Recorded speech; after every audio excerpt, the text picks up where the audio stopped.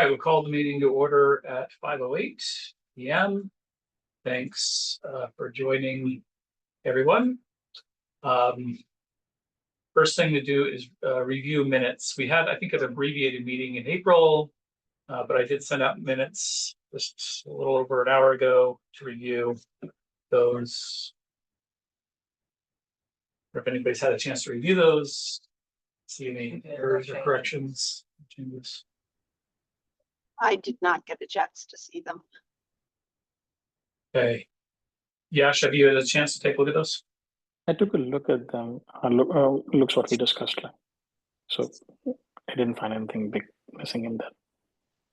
Okay, so April meeting.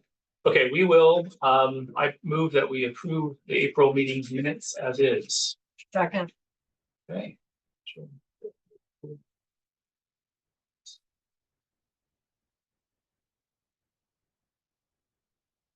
Seconded. And because this is considered a virtual meeting, we'll still go around the room. Converted it to a virtual meeting. Go around the room looking for approvals. Orla? Aye. Yash? Aye. Angela? Aye. And likewise, aye. Okay. Before we get into the main topic for discussion, a few other things. One is town meeting review. If there's any comments about town meeting. My only comment was there's obviously not unified agreement on clicker and flicker technology, which I think is understandable. Flickers did not work as desired, as expected, but it was an issue with perhaps our lack of understanding of how the flickers work, that they require time, more time than just a few seconds. They require a minute or two to get all the signals. Yeah, so there's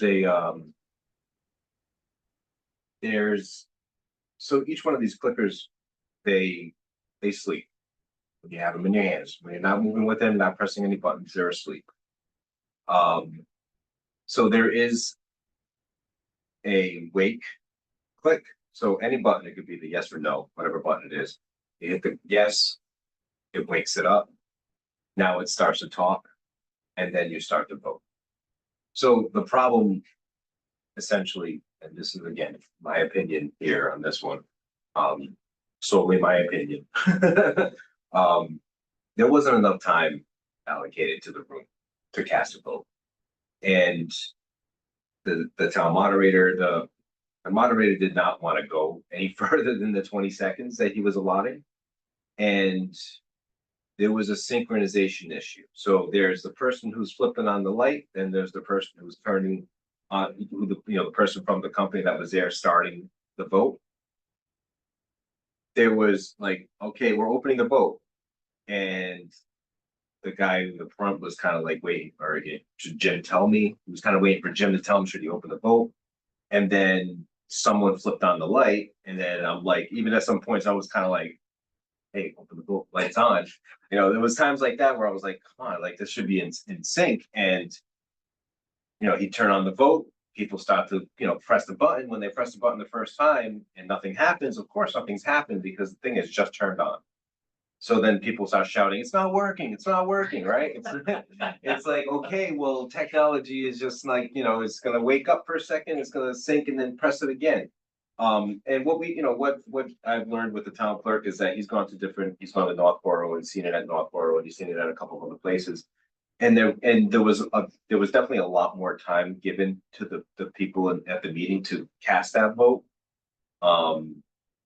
And I even attempted to speak to the moderator that night and say, hey, you should give it just a little bit more time. And he was very refusal. He was like, this is supposed to cut the time. And I'm like, well, we're only asking for like 30 seconds, 40 seconds, maybe. Give it a minute. At least give people a minute to vote.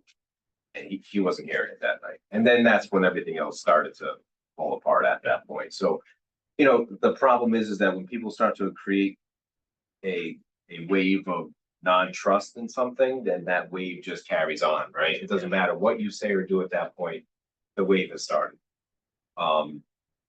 So the last thing we want to do during this type of meeting that's coming up on Saturday is introduce something that already had a lack of trust in the last meeting. Really didn't have any trust in the meeting prior to that, and then we're gonna bring it into one of the biggest votes in town. Yeah, it's not the best idea. And Jim was the person that made that decision right off the rip. He was like, I'm not gonna jeopardize this. I want this to be something that we go forward with, but we need more time. Yeah. So let's make the time happen and test it more and figure out where we're at. So yeah, it really had to do with time. And then once that wave started. Do we think it's the type of clicker and the text that's being used, or is it just a learning curve? It was a learning curve, I think, because, and I'm saying this again, it's my opinion on this one. It was definitely a learning curve for me, but for the people in the audience and stuff, because you look at other clickers that are out there in the industry, and there's only a few, there's not too many. Yeah. Because a lot of them have to do with government. And there are some out there that are for companies, like for people to vote in, the people at the company, at the organization to vote.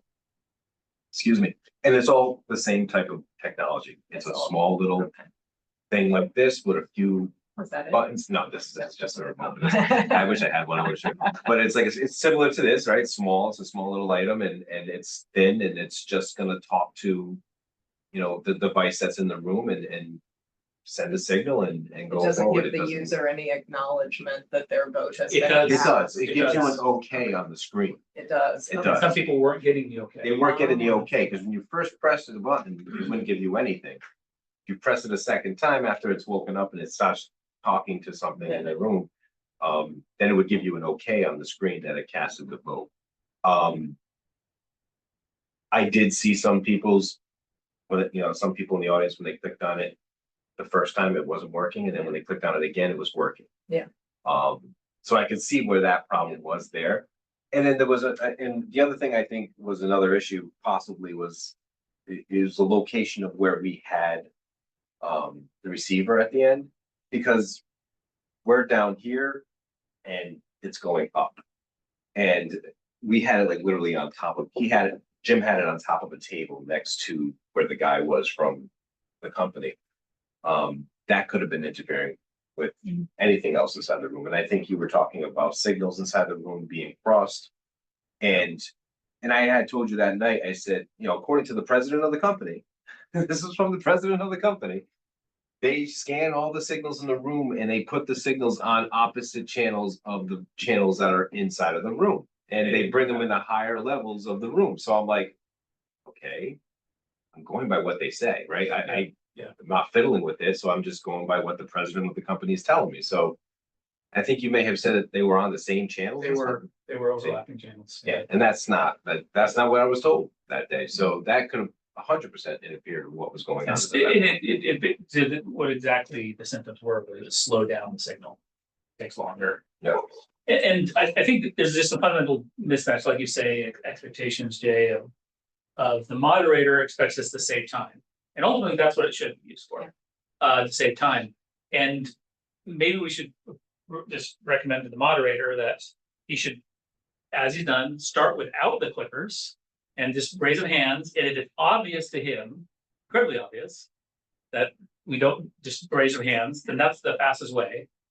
But if you do revert to the clickers, then give it time. Give it the 1 or 2 minutes and put up on the screen the little board that shows whether people have voted or not. And you can visually see in real time whether people, you don't have to show their vote, but you can show whether they voted. So you can just visually see the amount of change over time.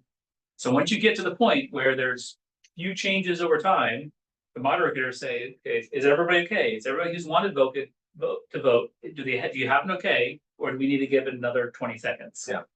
And yes, it's going to slow down those votes, but it's going to be a lot faster than Having a people go tellers. to the end of the thing. Counting every single Yeah. person. So That's exactly what I indicated to him that night. I said, a lot faster than having tellers count all of these.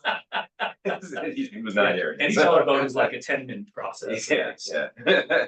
I was thinking about that. It's like, you know, it takes them 5 or 10 minutes to swear the tellers in. Yeah. Another 5 or 10 minutes when they go around and count, another 5 or 10 minutes when they tally that, and then if they get figure out maybe they got something wrong, they gotta go back again for another 5 or 10 minutes to recount. So it's like, yeah, listen, 5 minutes. Even if we gave that 5 minutes, it would be far less than the 40 minutes it would take for us to count the room. So, yeah, my opinion. And Very then true. to get to a point, I guess, where, yeah, we can use them, like, have we thought about an implementation and a test plan and all of that to then get everybody comfortable? Well, yeah, ultimately, the town clerk said, and as Jay mentioned, this Saturday should not be the test. No, That, Yeah, that's yeah, the for worst- sure. worst time. Because I mean, we don't even have enough clickers probably for everybody that's going to turn up this week, I'd imagine either, right? well, he was going to have enough.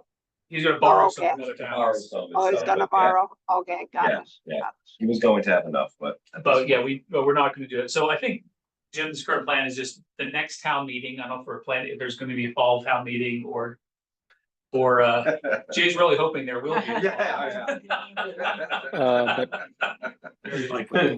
what will we be using in these in the place of this clicker? Is it going to be a ballot or something? No, it's the tellers. The classic way of town meeting working is if there is if the moderator finds that the vote is too close to call, the vote be raise of hands. If the moderator perceives the vote is too close to call, or I think in town meeting procedure, if there is somebody who in the audience who calls 7 people want to count. 7 people demand a count, then that requires what are called tellers, basically physical count of people walking up and down the aisles. No, I before remember we- that one from the MBTA community thing. So yeah, we Yeah. ended up doing that. Yes. Yeah, that is one of the things that suddenly some people will be like, hey, we'll be counting on this row number 1, row number 2 tellers and everything. And I had raised my hand earlier. Now I did not raise my hand by the time the teller came to me because I saw my neighbor did not raise the hand. I don't want to look like an idiot in front of them, something of that sort. That's not a It is- fair vote at the end. that has been the way town meetings have been voting for hundreds of years.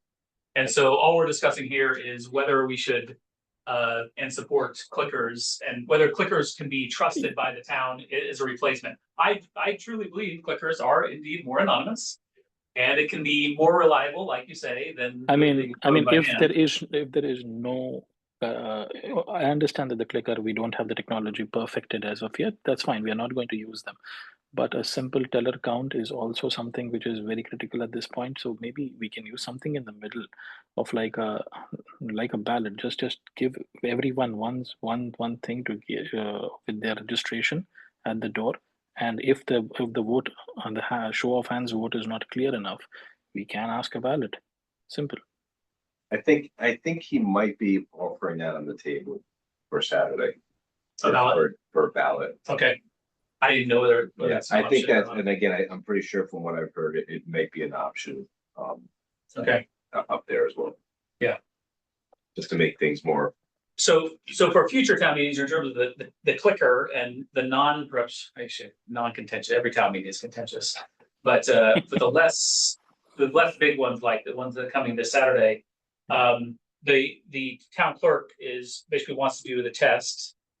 Town clerk has comes in and does his own test, but ultimately, the best way of testing is with the room full of people and with clickers in everybody's hands.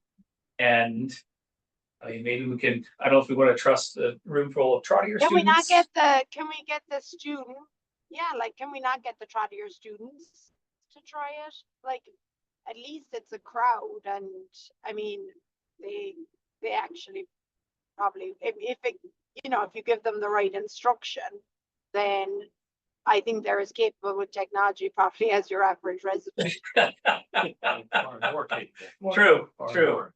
So yeah, that's something that we can explore with Mr. Haggerty, and Yeah. this, obviously the school, see if they can have during maybe one of their all school assemblies, to try that out. And in that particular room with the radio environment of that room, then we can start seeing how long does it take for that vote to cast. And we can say on average, it takes 45 seconds or minutes, and then we can do it a few times. So next time we go to, we can report back to the moderator saying, okay, we've done this a bunch of times. We voted on our favorite pop star. We've come to consensus that try to your students like, whoever the most. And it took us X number of seconds. I think that's a good idea. We can all work with Mr. Haggerty to propose that. Yeah, because Okay. I would think, right, there's, they would help with their civil duty to get Yeah. them tested. Yeah, it's true. All right. Let's. I'm not going to, given the time already, I want to make sure we respect all time and we use our time that we're today that we allotted. I'm not going to go over. I haven't made any progress on the user journey collection analysis in terms of the analysis of tools. I'm not going to even look to see what recent feedback we have. I'll take a look at that offline. Let's jump into the strategic plan discussion, and I'll turn it over to Angela to lead. All right. So we wanted to use this meeting to take another look at the town strategy. And what we had agreed to do was, instead of trying to rewrite the document altogether, take some very specific components of the document, discuss each of them in turn, and then we'll go back and do the actual wordsmithing and share out a revised version that incorporates everyone's feedback. So again, I know for those that aren't here in person, you don't have the slides, but let me just tell you what we have in front of us. So I put together slides that have our technology guiding principles, our technology trends, the top pain points that we've heard from citizens and employees, the 5 key metrics that we are using for measuring the success of progress. And then basically it's just a breakdown of how those metrics get measured out. So I think for this discussion, we want to take each of these in turn and talk about any changes that we want to make to each of these sections. So starting with the guiding principles, let me just read through these real quick so that Yashu and Orla have the guiding principles. Our first guiding principle was evaluate all technology from a customer first vantage point. Our second was adopt a cloud first approach for all services and applications. Third, create a shared service model of core functionality across departments. Look for opportunities to automate. Evaluate all technology options for data privacy and security. And then partner with vendors who are familiar with town government. So those were the guiding principles that we used. And again, the strategy is now, 3 years old at least or so. So I think many of these have likely evolved or changed or aren't needed as much as they were maybe 3 years ago when we created this. So just open up the floor and see if folks have immediate thoughts about the guiding principles. I guess I have a question for Jay in terms of the behaviors of the various departments. Do you think that they are aligned to what's listed here, or is there, and if not, I guess, is that just lack of awareness, or is there some that are contentious that should be for discussion? Well, I think more now they are aware and approach a lot of what's going on in technology this way, but it could vary from department to department. So some of this might not even line up with how they approach their department and how they handle day-to-day actions. But a lot of this, especially with like cloud first approach on services and applications. A lot, a lot of the services now in town are in some type of cloud application. And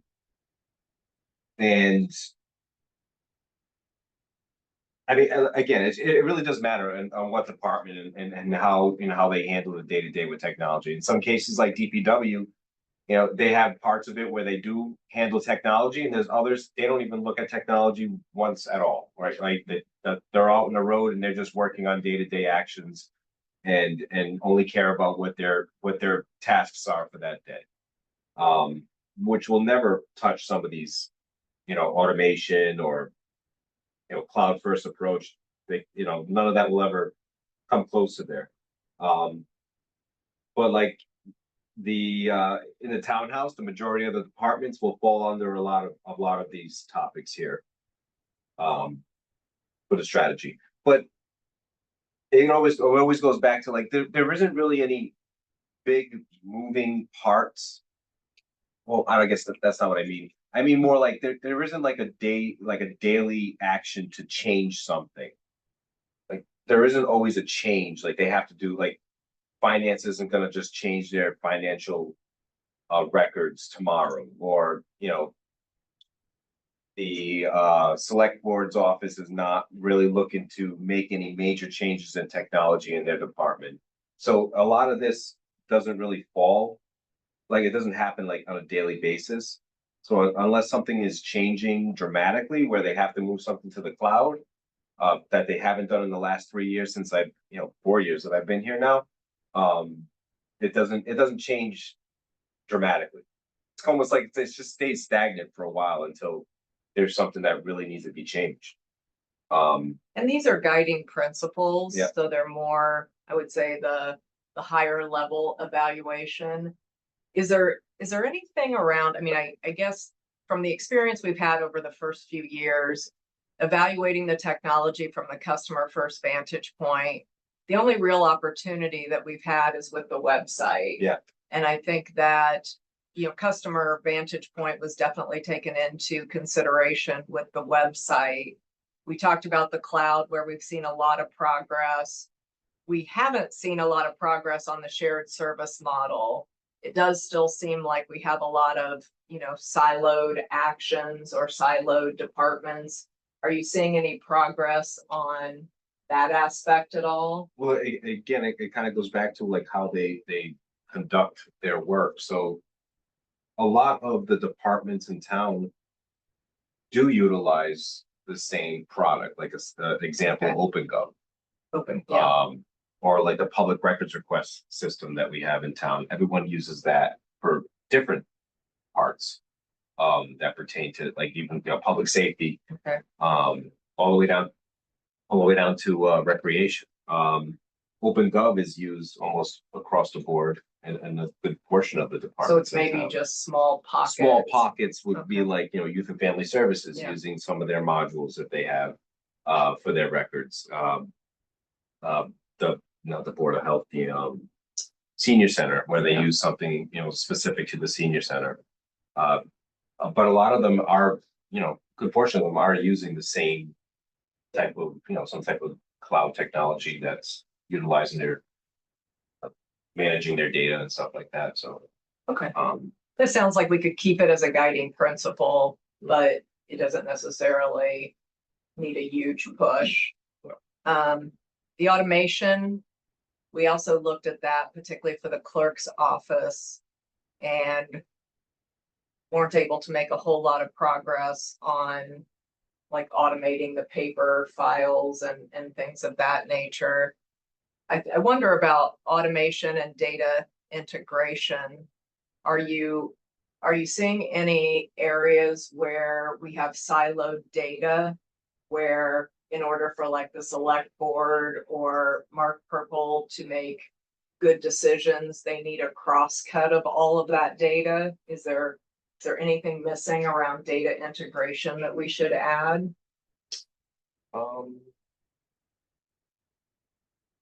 I can say it hasn't been brought to my attention. Every department pretty much has their own data. Yeah, Okay. it's kind of tough for, it's one of those things where if it was, especially with Mark, with the town administrator, he brings it to my attention immediately, and we work on it. I, you know, try to integrate the data together if we needed to, you know, present something that DPW and building department we're Right. working on, that we need to bring that together. Items like OpenGov give that ability so that, you know, if building department is working on something and DPW needs to get involved, they are on all in the same ticket that's submitted in through OpenGov. So they can collect that data right from, you know, a lot of those departments are the ones that really get a lot of the action when it comes to, hey, I need to know if did DPW work on this? Does Board of Health know about it? Did building do their inspection? Right? So that's a lot of that's already in that database. So those are the ones that they really collect a lot of the major data from to present something that might be wrong in town. Yeah. That comes Maybe up. Sam, do you have a perspective on that? Is there anything that you've looked for in the past that you haven't been able to get your hands on because the data's sitting in multiple silos? Yeah, one of the things that's been a question mark historically is grants. And we've had grants applied for across various departments. And at least I've never had a good view of what all is out there in terms of the grant process.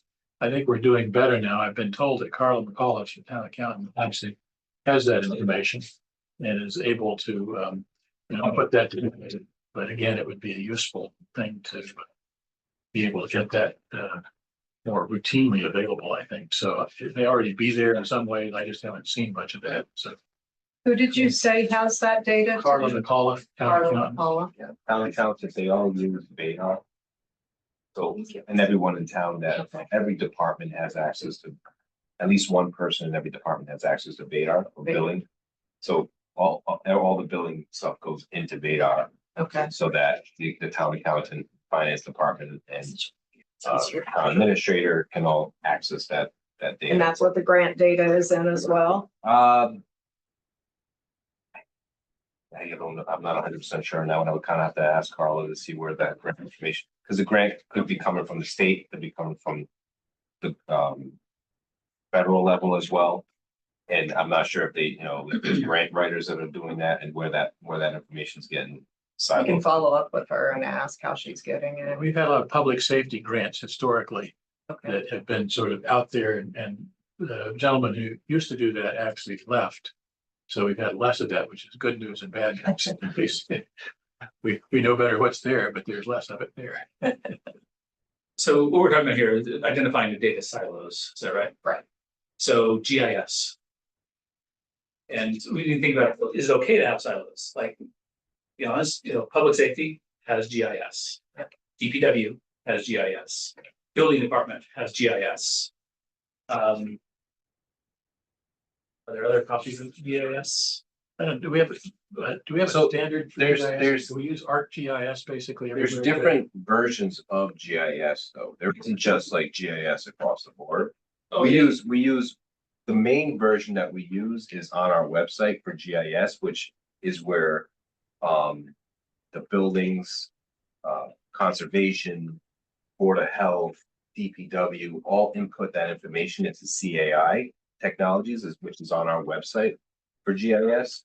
But then I understand what you're saying, like there's GIS at DPW, there's GIS here, and but each one of them are using different versions for different reasons. So, but the main one that we all use is CAI technologies, which all the GIS information gets dumped into.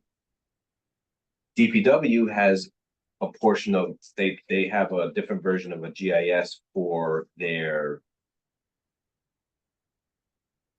what's it called, like the traps, like the water, the drain traps. Storm Water. basins. Storm Water basins, so they have to, they know where they are in town. And they're actually trying to integrate that into something else. They've been looking at other options out there. Again, back to DPW, they use that same platform for a ticketing system for internal tickets, which is called, it's called another GIS. It's the same GIS system, but it's just different modules of that GIS system. And conservation uses ArcGIS, which is more of a, like, it gives them like models for conservation land and stuff like that. it's one of those things, like if Melissa was in, I would ask her and kind of give you more of an understanding of what it is. But it's not like they're siloing the information, because they all either take that information or use it for something else, and the majority of it goes into CAI, which is on the website. That gives you all those models. So they might have different versions of it in different places, but different layers, but they Yeah, all go into they CAI. all go into CAI. So all of the stormwater basins. And that's one of the things that he's trying to integrate into CAI as well, is to try to put something like that into CAI so he can have the storm basins. But they track them for different reasons, for like. Oh, when they yeah, get there's different cleaned. purposes, but Yeah. I'm saying in terms of these, it was go to one location. Do I need to log into 3 different systems if I want to see stormwater basins, public safety information, and building? Yeah. I think public safety has their own, is that right? Yeah, well, that's technically what is being used. Is something similar to that, where it's like showing them when a call comes through. But Yeah. all that's tied into 911 regionally, and shows them locations to where they need to go when a call comes through. That's the type of GIS that they use there. So again, Yeah. that's what I mean by examples of, they need them for particular reasons. You can't just say, okay, well, we're gonna put you all together on one. They kind of have to be in separate different modules and how they're using it. Yeah, Especially with this building. in our previous conversations with the chiefs, they said it would be nice if when a call came in, to know what sort of building materials were used in the building. What is the current footprint of the overlay on the land, which the building department has? Yeah. Or obviously, I would guess the fire hydrants are there as well. I would assume. And I would assume they are also at the DPW on their system, because they have to clean them out. Yeah. So right now, at least we have 2 different systems. Yeah. Fire hydrants are in 2 different systems. When we clean them, are they, and there is a benefit of having at least a unified platform that to go on, and having different layers with different access controls and so Yeah. forth. So I think that's what we're discussing here is, where are the islands of data and where would it be useful, like the chiefs, they're requesting to have no building materials. How recently was the building, renovated, and what materials are in it? And that type of thing. And these are supposed to be, again, kind of principles that when we have the opportunity, say we're buying a new system or Yeah. something's Yeah. being upgraded, what are the types of things that we should be thinking about or looking at? Yeah. Which I think though begs the question, I guess. Because there's a few action oriented pieces to these that we should just validate. And then how much do we want to advocate for action? Back to Jay's point of right now. Unless there's some external factor that motivates the change in status quo, and is that okay? Or do we need to have a more proactive approach to take? That's a great question. How much do we advocate versus sort of wait and let see. the wait and see, wait things for systems to change, et cetera.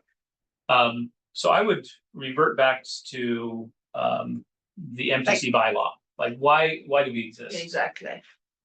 We will exist in purely consultative when people come and have questions, where we can answer their questions, et cetera.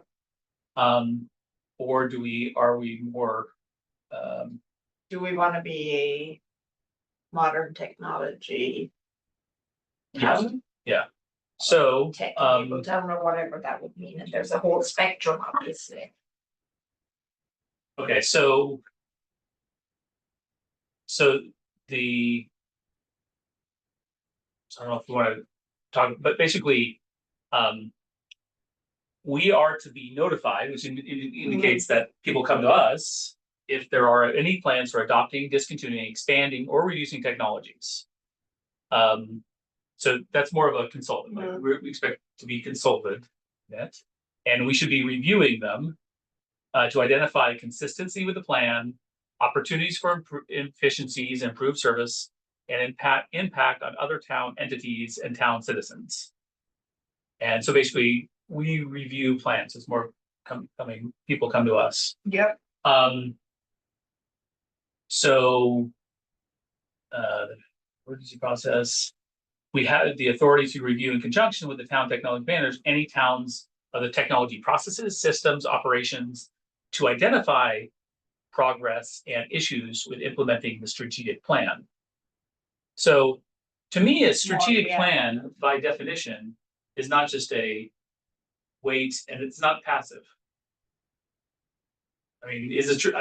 I've never been in a company where a strategic plan is passive, like we'll wait and see, come and, But which strategic plan is it talking to? oh, this is the plan The that we're developing, the MTC. MTC strategic plan. Got it. Yeah. So therefore, the idea is that we make a plan that is progressive, that then.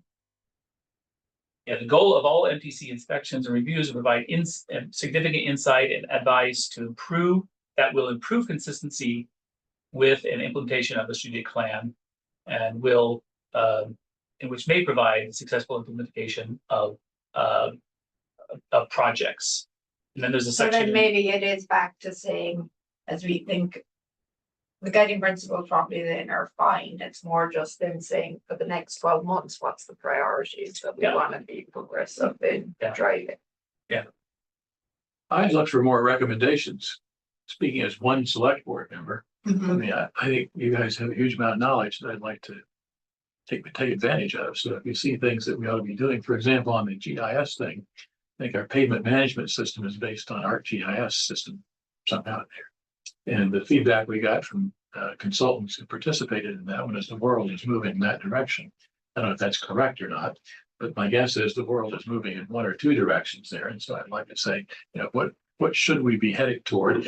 As Jay points out, things come up, but as long as there's sort of a guiding principle there, is it towards system A or system B longer term? Let's all get on the same page for what the right system is, and that guides expenditures and recommendations for new systems, et cetera. I don't care which one it is, but there's got to be something that I think is sort of the width of the momentum in the world. And let's ride with it instead of swimming against it. So those kind of recommendations, I'm very interested in from a budget standpoint. Where should we be spending money or not? So one voice, but Yeah, I think you'd hear others on the select board that way too. makes sense. All right, anything else on the guiding principles before we move to technology trends? Just to summarize, you want to summarize for us, are there any decisions we made, or were there ones we're axing? Are we adding anything? Are we modifying them at all? Do we need to refer to AI in the guiding principles? We talk about automation. I see that as automation. Okay. Yeah, And then it says we conduct regular audits and security services for all providers. Is that an accurate statement? sorry, say it again.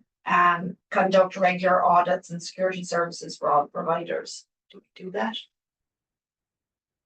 It's on Where the you evaluate all tech options for data privacy and security.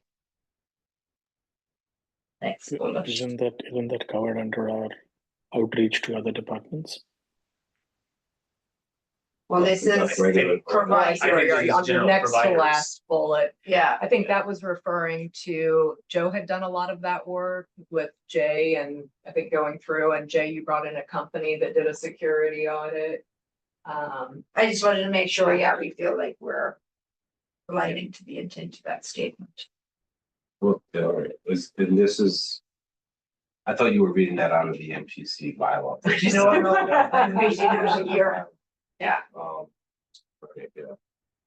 The bylaw says matters that the plan should consider, but not limited to, matters relating to policy, specifically reference to issues of security, privacy, risk, future technology, legal, regulatory requirements, and the provision of government services to the public through information technology. So says we should be addressing security. Yeah, I just want to make sure if we're stating that we're conducting regular audits, that's actually something that. This is something Jay, as Yeah. Jay's has a company do it, and Jay, I've worked with Jay on You feel reviewing the good, Jay, results. with that statement, you're good. Well, I mean, I know that I'm the one conducting Yeah, it yeah. on an annual basis, and yes, absolutely. And Jay has been open and forthcoming with me and yeah, And showing the reports. and showing stuff like that, reports, yeah. and we can do that in the executive session if we needed to. Great. So I have not heard any substantial changes to the technology guiding principles. I think we add data integration into the shared service model, so some basic rewording or maybe changing the emphasis a bit. But essentially, Sorry to interrupt. please go ahead. this 5-year plan that we're discussing. Obviously, we're going for future 5-year plan, but, and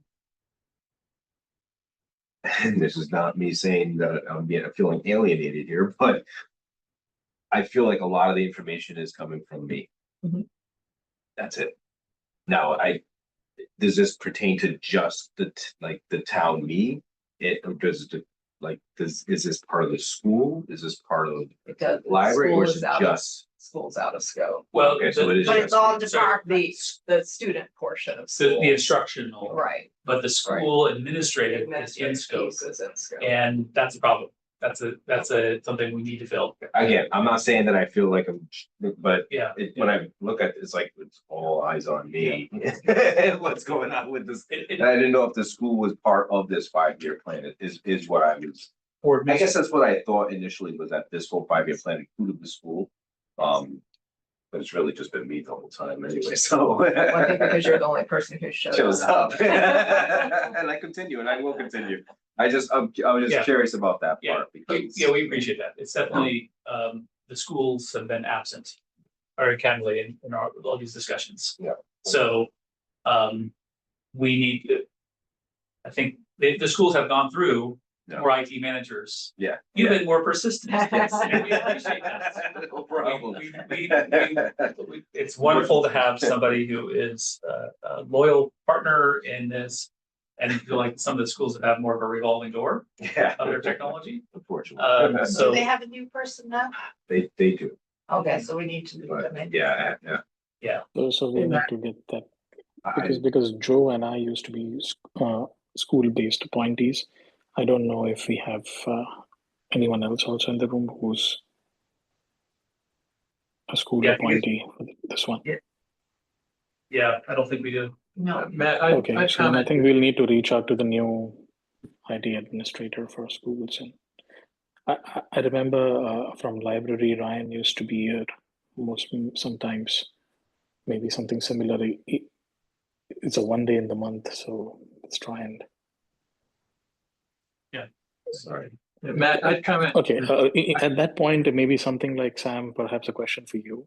Can the select board urge the administrators or tech administrators of like school or any other department to get in touch with the MTC at least, or try to attend our meetings on like not a regular basis, but even once every quarter is also really a good thing to get information, something from. So I feel like this is on me. I need to reach out to the school, the committee, the schools and ask them for their participation. I've done it for previous IT people from the school, but they keep on losing them. Yeah. And so the most recent one, I have not done so. So that's on me. And then if we do not get success in doing that, then we can revert to the select board to get more. Matt, I'd comment, I've actually had a couple of conversations with Greg Martin, the school superintendent, over the last couple of years.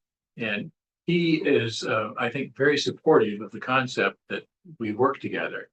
And he also has been frustrated, he commented to me along the way that he was not very happy with the staffing that he had there and said, I could push, but I don't think that's the way to get it done. We need to find stronger people there. So I think he's on board conceptually, and I'd be happy to just give him another nudge because it's been a while since I've had that conversation. I'd give him a nudge and say, you're headed to reach out to him to see if we can make that a stronger connection and coordinate on a more regular basis with that, because they have a lot of challenges, technology there certainly, that I don't think they made as much progress as they need to have made on that stuff. I think Greg appreciates that, but he's not a technology person, so I don't think he knows fully how big the gaps are on some of that stuff. So I think it's well worth pushing on that again. I have no knowledge of the current person there. I've not been introduced to that person. But, Okay. Yeah, if we could do that, let's do that, Sam, and then I'll follow up after your email. okay, I'll let you it know. was more of like I was just trying to understand like this. The scope. Yeah, the scope, Yeah. is it involved just me or is it the school as well? So I had a better Yeah. understanding. Yeah. And by the way, it shouldn't, in my opinion, this for the whole committee, it shouldn't be just Jay. Like, this is the reason why we were trying to build relationships individually to divide and conquer Yeah. with the respective departments. So every time we have a question about Jay, which version of ArcGIS and the DPW version, you know, are they at the patch level? You know, like, you know, I didn't patch him last night.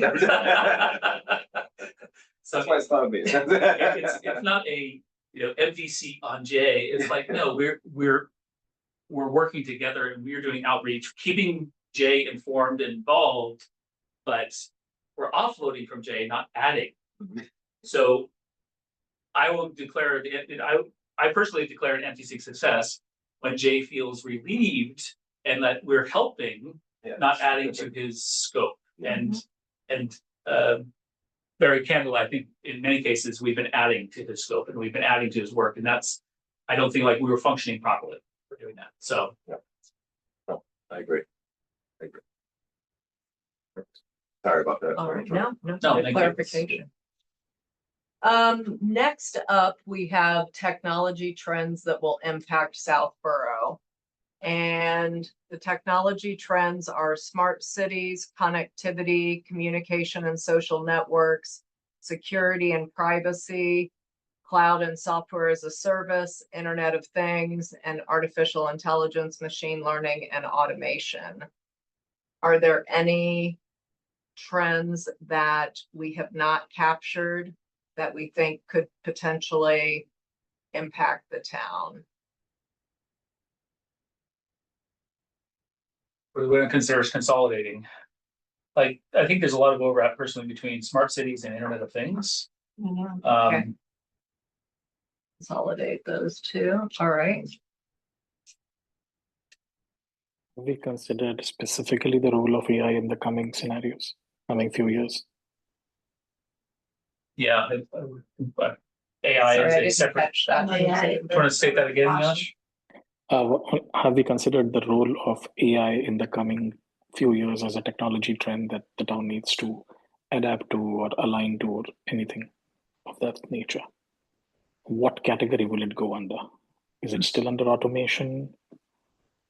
Oh, so we're moved on to the technology trends. We're on the trends, it's the last Yeah, bullet. But to Yash's point, I do think we should, if we feel comfortable with it, add to the guiding principles, look for opportunities to automate, inclusive of data and AI, maybe just big call out right there.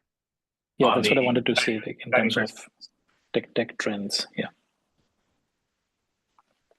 Inclusive of data and AI. Yeah. And then yes, the tech trends do currently include a separate line item just for AI. Okay, perfect. Yeah. I mean, it would be an interesting discussion to spend a separate meeting talking about AI and how it could potentially impact the town. I don't know if you're seeing anybody starting to use anything. So I was just gonna bring this up, but the Massachusetts cyber team, and I'm part of like the directors of IT and all of Mass. And a few of the things I've read recently have been they kind of been halting on AI to do more research on figuring out where it could potentially be harmful or positive for municipality. Because there's so many versions of AI out there, they haven't really grasped where we could use it. They've kind of waited for, technically, we're not supposed to even use it for note taking in meetings, because they haven't vetted proper ones and allowed us proper ones to use. Does that mean that people are stopping and not using it? Absolutely not, right? I've had a couple of members come up to me and ask me, hey, I'm gonna use this or I'm gonna use that. We're looking for easier ways to take tools. AI is in this meeting right now that we're conducting, right? So it'll take all the notes for us in this meeting. But they're very they're almost like waiting to see what the best options are. I was reading a whole article on it just the other day about how they're kind of waiting, phasing back on what type of approach they want to take with it and seeing where it can benefit us or become harmful. So What's the name of that group? it's Cyber Mass Yachts, part of Yachts, and If you give me a little bit, I'll get you the name while you guys are discussing all this stuff. I'll find it for you. So we're gonna It- it- consolidate smart cities and Internet of Things. Go ahead. Yeah, AI is really, there's no single massive application that's going to transform everything, right? It is, like Jay mentioned, there are many different models out there. They do many different things. Some are good at it, some are bad at it. There's some security concerns, there's some privacy concerns. So AI application is going to need to happen at the individual business process layer. Like, is it applicable? What's the best model to use for that? How well it can be relied on? What's the confidence level, etc. Even though from an end user perspective, I mean, think about going out to the website and having a chat bot and being able to say like, you know, I need to renew my dog license. How do I do that? Absolutely. And then it would automatically be able to come back and be like, oh, here's how you deal with your dog license and here's the link to go do that. And, you know, blah, blah, blah. I mean, it could actually be quite interesting, but do we know if the website people, the company that is, are they planning on implementing any Civic kind of Plus. chatbot? I thought I had seen some AI emails from them as well. Because that would be the way to do it, is just buy it.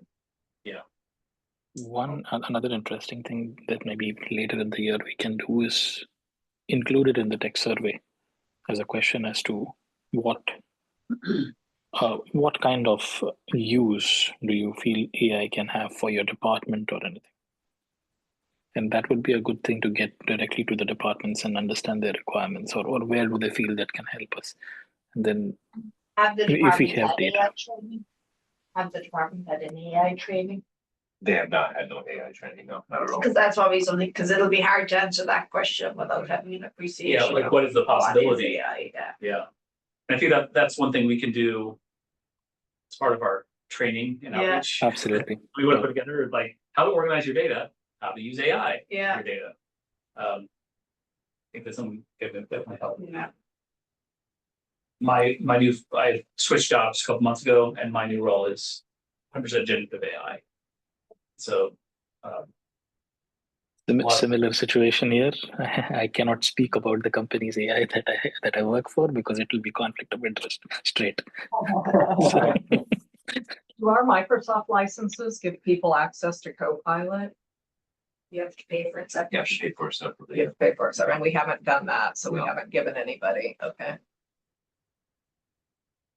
and it's quite pricey too, isn't it? Like Yeah, it's it's about really 35 expensive. bucks a month or something. Yeah, I didn't know if they had special pricing for like town. I just did a governments or bunch of something. pricing checks on some items that we don't currently have because over the last, not in the same topic, but sort of the same topic, but Microsoft has changed their models on the licensing for Office 365. So things that I had 3 years ago that were just included with my licensing longer are gone. Oh. And I'm like, well, what do you mean they're gone? Like, well, so now I'm actually reaching out to my rep to get new pricing, and I'm gonna have to add new modules that I already had. Especially when, you know, I had a recent issue with a couple of emails in town, none to be mentioned, but you know, I was looking for some of the items, there's this tools in there for cyber response and I can actually block emails and stuff like, and it was all gone. And I'm like, I had this not even a year ago, like what, and then I look it up and it's all part of new tiers, new modules, new licensing model. I'm like, oh, okay, well, this isn't good. So yeah, it's almost like it's becoming more difficult to you know, you just gotta pay more for what you want. It's not cool. It's not good right now. So yeah, I like your idea of the chatbot Yeah. using RAG, retrieval augmented generation, where basically retrieve information from different sources and generate the response. And that I think there's plenty of other opportunities that we can on a case by case basis. We can pull. I've seen an example of that very recently. Not in the United States. I'm sorry, I was born in India, so I wanted to actually get my birth certificate from the Municipal Corporation of the city of Mumbai. So I went on their website. They have a chatbot, AI backed, and I typed it up. It asked me certain questions of where was I born, the location, and what was the address. and they showed me a soft copy of it, and they asked me to order it and then pay for that. That happened on a chatbot, and it was like, oh my god, what has happened? That is so nice. So yes, those kind of situations are very, very nice to have. Well, in order for the chatbot to be effective, we still are gonna need centralized knowledge and clean knowledge to feed it. So that could be a stepping stone as we're starting to see if the web provider is gonna be adding that chat functionality, and then how do we make sure it has all the access to the right information? I was thinking, just out of interest, how can we contribute, or how can I help with the whole Neary school discussion?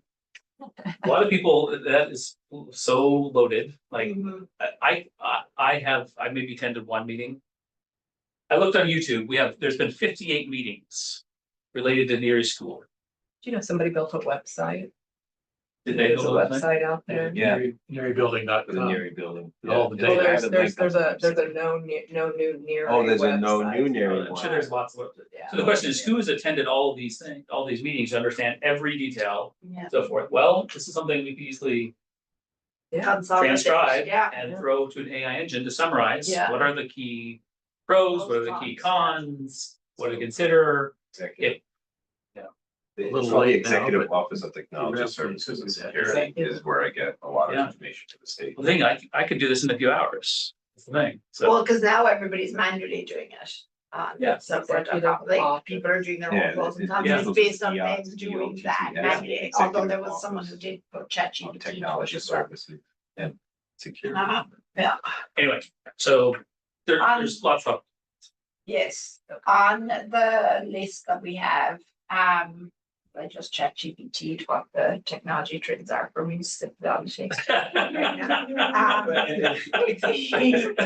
So the communication and social networks. What came back was civic engagement and participatory platforms, and I wonder if we can just reword it, because right now it's written very much as in for us to put communication out. And I do think there's something about the platform, the engagement aspect. That's missing, so if we could just reword that to include more engaging platform. Okay. And then in the security and privacy, should we call that security, privacy and resiliency? Like, is there something there? Just when you think about security, I know the intent is probably behind it in terms of just how we make sure we're secure, so we're resilient. Which I don't know if that's called out.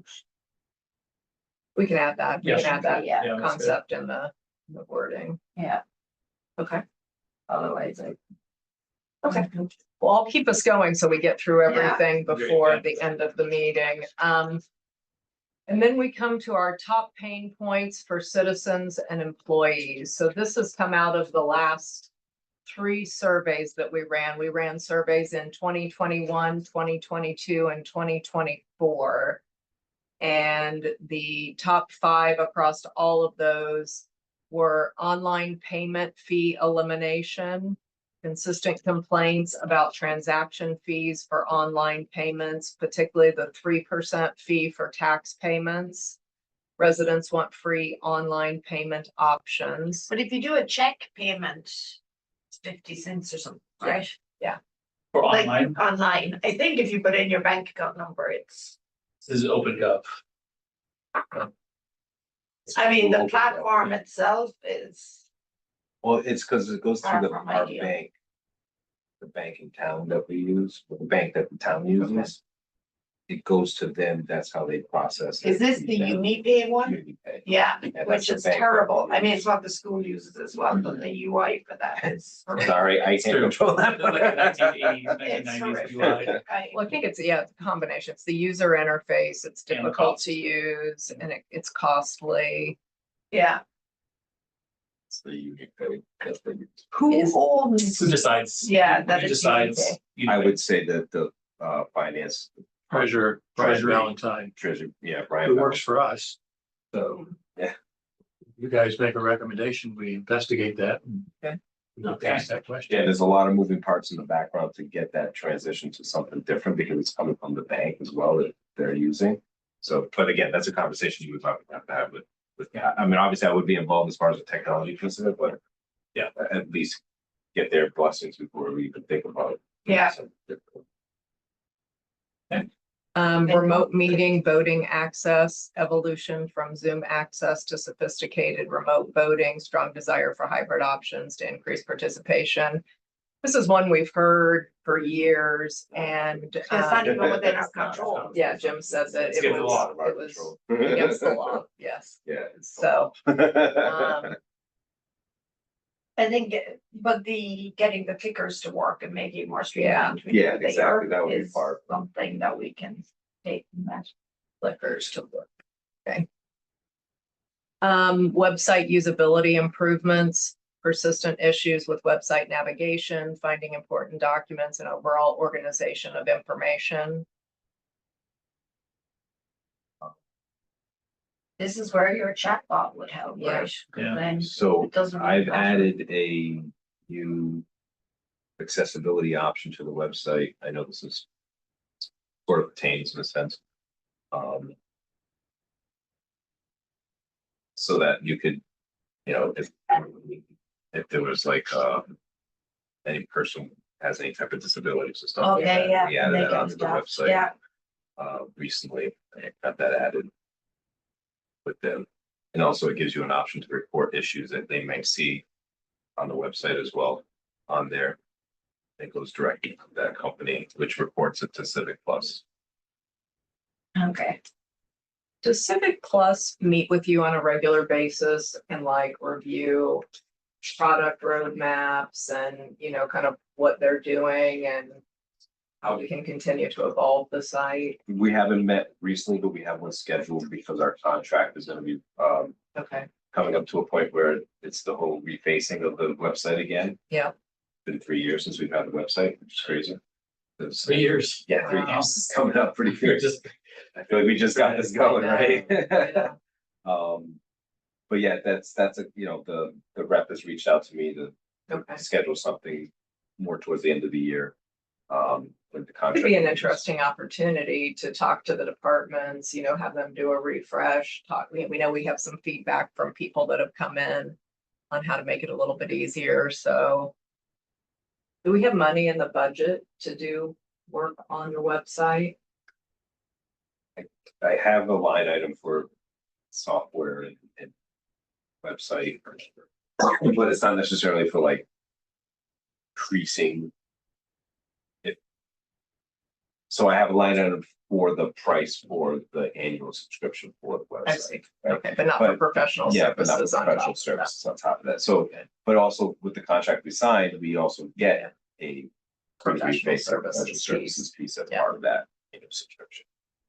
There's things we need to change or need to add or. Do we take services like that. advantage of that? Well, I'm about to. Okay. This is First the third, renewal. this is the first, Yeah. our first 3-year renewal is coming up, and that's when we're able to do a refresher on the website. Okay, so it only is once every 3 years. Yeah, Okay. as part of the contract. Better communication systems, need for centralized comprehensive communications that don't rely solely on social media, preference for email, text updates. I think that this was part of the subscribe option that we've heard about. People want to be able to subscribe to different topics, which they can do. Yeah. On the current website, but I just don't know. yeah. I think it's just the whole omni-channel concept will make it super Yeah. easy, right? Because right now you've got to go through and take multiple emails. Yeah. And I think this relates to, or what you mentioned earlier, which was the engagement. It's Yeah. all about engagement, not just one way flow of information. And how do you make it easy? How do you make it easy to have better, what does engagement mean? Yeah,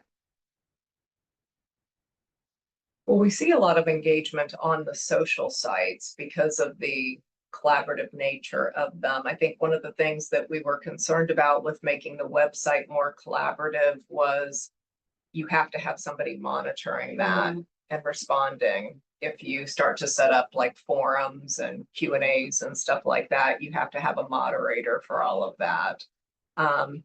Do the departments monitor any of the public social media channels? So is there any knowledge about what people are talking about on those Facebook groups and stuff like that? Few, I guess it depends if PD. you, PD, yeah. Youth and Family Services, I think that they do. Recreation would be one of them, library. as in they have a social media presence. Yeah. Yeah, They look at their stuff. but I think it would posting their depend then stuff. on someone in that group being a resident for them to be able to be, Some to of them are a see. mixture yeah. Yeah. of a resident and a team member on in town that conservation, the trails. But we don't have a communications person, right? Like every department just does their own. It's become a private sector real quick. No, but I mean, there's like, when you think about like it's the text one piece of it, but like. And There's I've more to heard, that in terms of engaging. yeah, people. you say that, but I've heard like other towns, like bigger towns. Have a I communications would person, they have a think it would social be media helpful. person, they have the IT Yeah, department, yeah. they have a lot more that's going on, like I think like all. Well, it's like the shared services concept. Boston, obviously, like, Yeah. right, places like that, Yeah. they have like a lot more communication stuff that's going on there. Vanessa does a lot of that. Vanessa Hale, Selectman's office. Okay, Right, I mean, Northborough actually has a communications department that they have merged in their access media people to. Yeah, yeah. And we're having a discussion with our access media people in terms of what they're gonna do with the money they get. Trying to get to an agreement on that, which is Mhm. difficult. But one of the things that we're gonna do with some of that money is to redo the hearing room townhouse, better technology. That's rolling along here, but behind schedule, I think. I don't know, Jay, what the schedule for that is, but hopefully we're moving on that. Yeah. And so thinking about access media as a way to engage with the public, great opportunity. That business is going away because the streaming revenue is killing the cable TV guys. But we still have like $150,000 a year we get from the carriers to spend on software access media. So we're not getting a lot of service from them, unfortunately. That's what we're trying to change. That's one channel, and probably not the primary channel, but it's, Yeah. we ought to use it better. but between all the channels, all different departments. Yep. Like there's just a lot to No coordination. coordinate Yeah, no that, coordination. yeah. Even with the best technology in the world, I don't know they can solve for it without somebody. yeah. Does that 150K have to be used for the TV, the public TV station, or can it be used more broadly for other things? Well, that's a very interesting question. The software access media guys believe that it's all supposed to be used for their budget. The select board view is that if you look at the actual agreement, the carriers send us that money for much more broadly defined public engagement kind of things. And so we're actually using some of that money for the hearing room audio video system. But again, that's a longer term issue that we're working on, but there's opportunity there.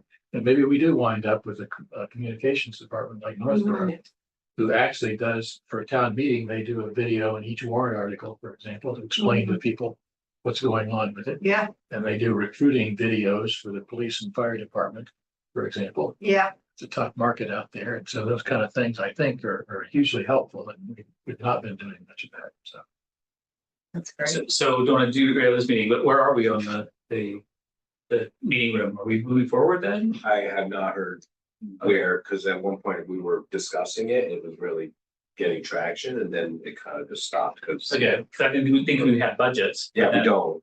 That's the well, thing. we actually do have money now that has been clarified out of the Well, that has not been clarified to me then. I haven't heard that piece of it yet. this is relatively new news. So Okay, all right, yes, because I have not heard that That's part great. yet. so we need to get back on that track. Great news. All right, let's.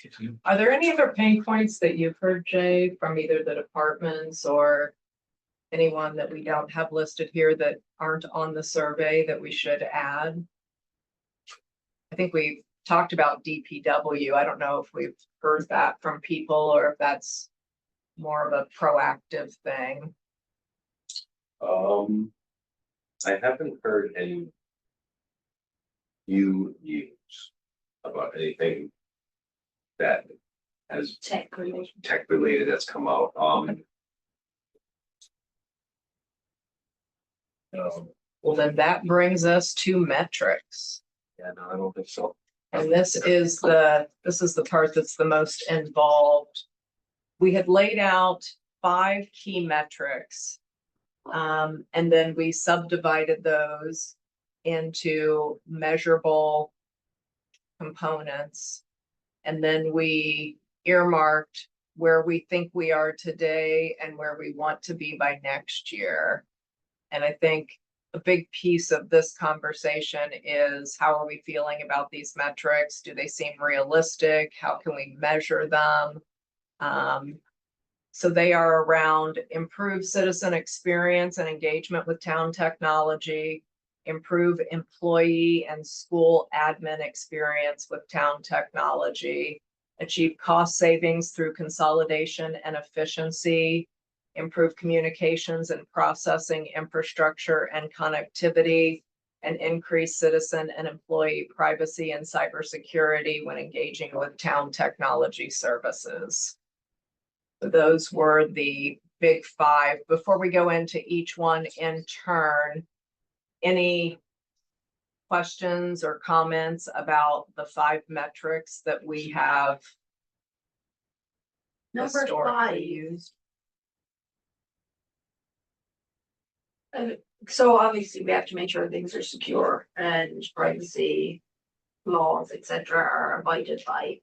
But is there anything, is that more like a run the business effort versus something we're trying to change or improve? Because here it's saying increase it, and I'm wondering, because there's a certain level we need to just hit.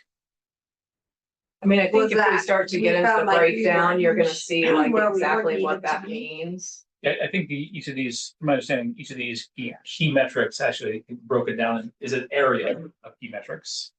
Yeah. And there's, so these are more like, categories, key metrics. Yeah, and I just wondered, does it need to be a category? Was that, Does it need to be a does it category? need to be a category? So let's, if you look at the in detailed key metrics under Yeah. that, do we feel like these are ones that we just need to achieve a minimum of? Mhm.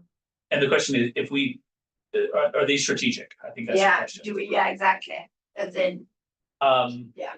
I think we put them in here, we thought they were strategic because of where we were, exact, yeah, and maybe it's an open question we should discuss. they seem strategic. Are they strategic? Are we hitting a desired?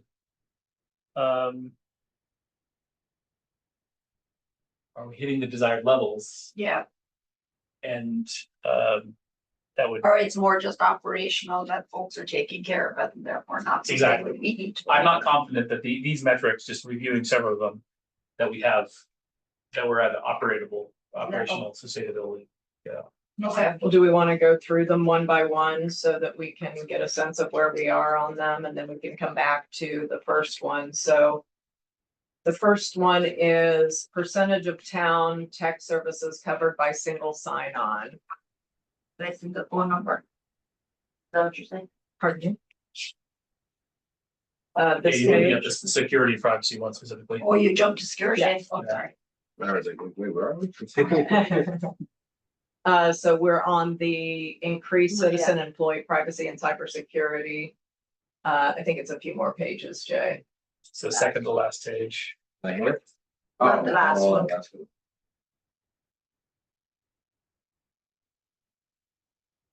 That one, yeah.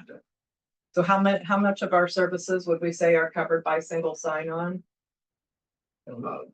Single sign-on. We're not necessarily using single sign-on, but we're using MFA. But the single sign-on, well, So should we remove single sign-on as a, We're combine them. single yeah, sign-on, combining the SMSA. single sign and Yeah. MFA, right? That's what I was thinking too, I wasn't sure. So, how much is covered by MFA?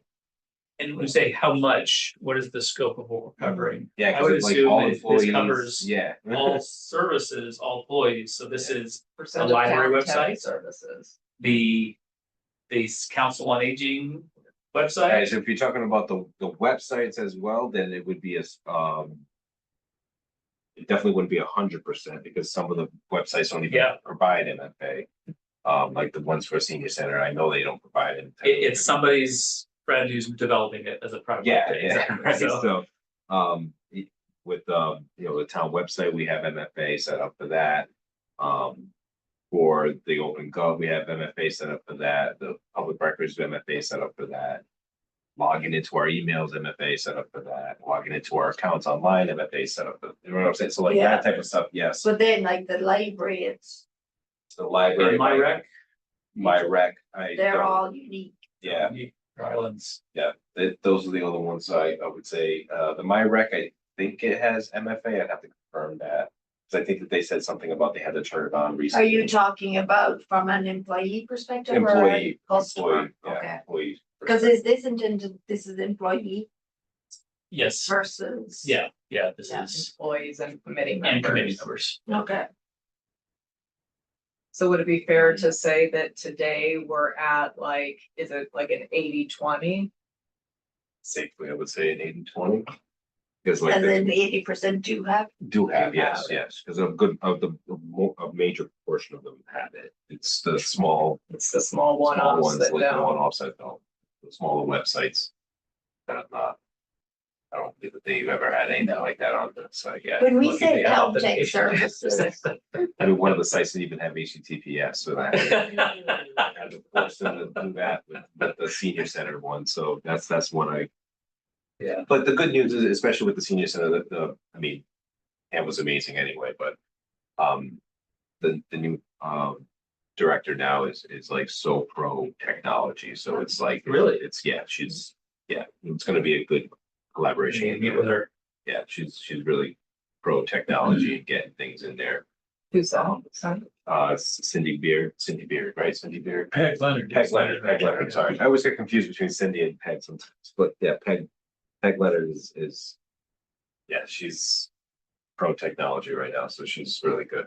And I already told her we're gonna, schedule some time to work together, and once she finally gets her, she's kind of getting settled right now. What does she lead? She's the new director of the senior center. At the senior center. And recently retired, Okay. and I think it's out. When we say town tech services, do we actually have documented somewhere what we mean by town tech services? Like, is there an inventory of what town tech services are? You have an inventory of Full all inventory of the, all websites. yeah. Do we- Websites, machines, stuff like that. We had a document a while back, Jay, that had all of the different applications and what they did and all of that. Is that what you mean? Yeah. Do we have I do have. an it, inventory? yeah, Okay. yeah, absolutely.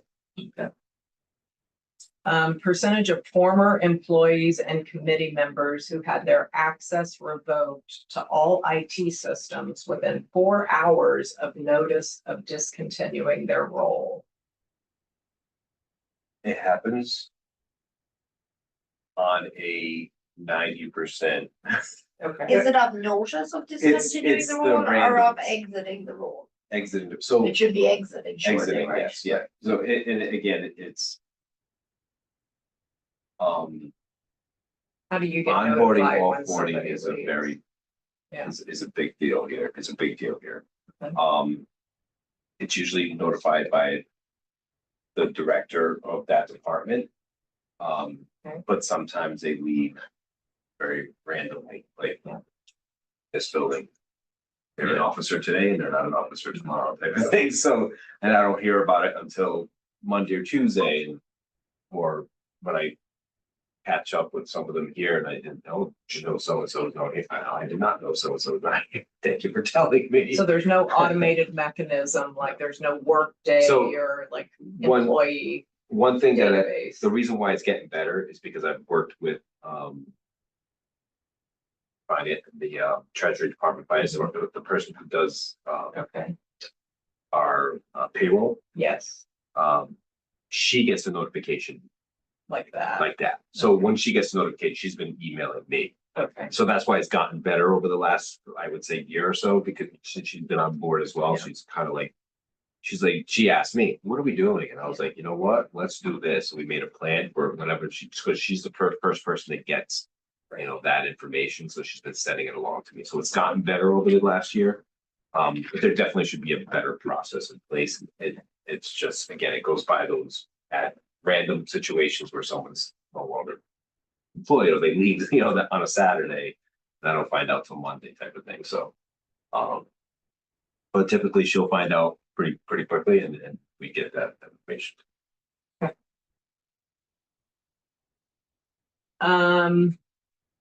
Physical security, anything under here, do these look right in terms of percentages or anything we want to change?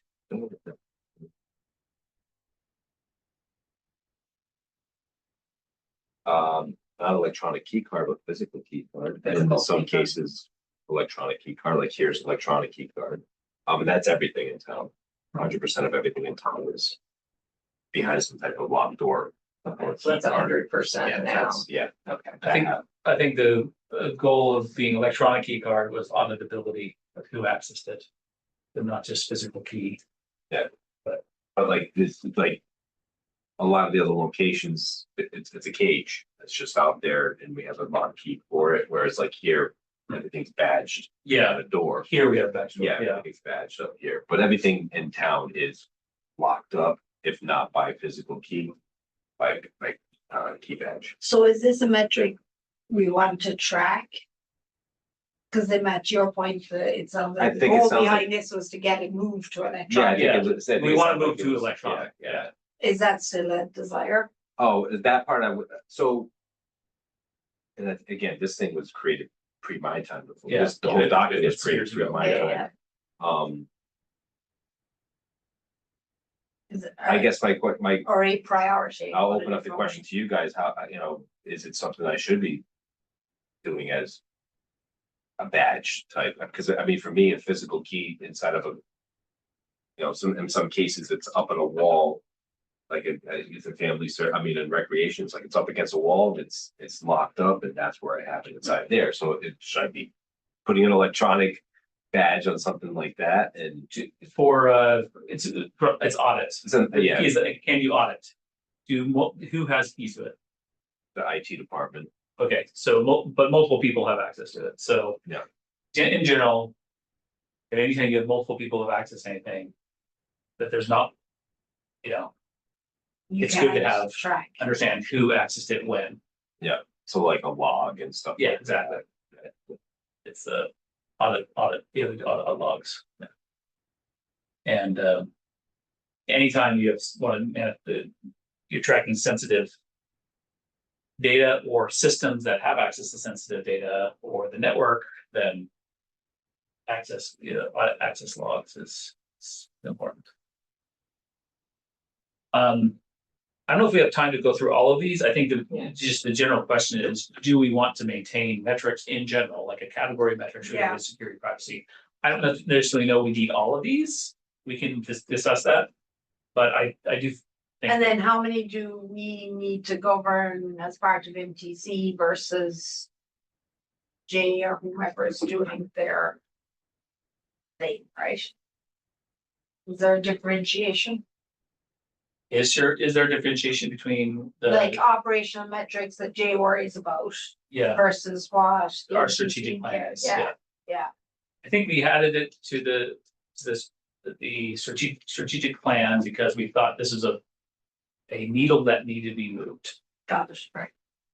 And